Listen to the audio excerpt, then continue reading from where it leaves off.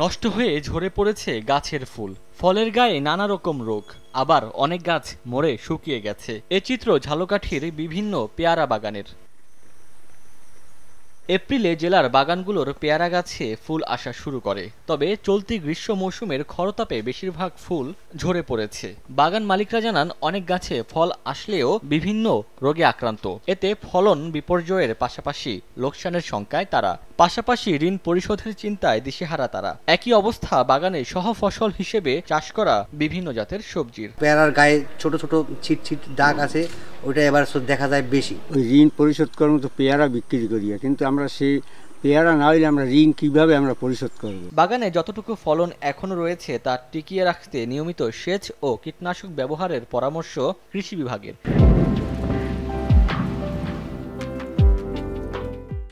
রোগ নিয়ন্ত্রণের জন্য ফুল আসার আগেই কিন্তু কৃষক ভাইদেরকে পরামর্শ দেওয়া হয়েছিল যেন ছত্রাকনাশক স্প্রে করে। কৃষি বিভাগের তথ্যমতে ঝালকাঠিতে 562 হেক্টর জমিতে পেয়ারা বাগান রয়েছে, আর বাগান থেকে পেয়ারা সংগ্রহ করা হবে আগস্ট ও সেপ্টেম্বর মাসে।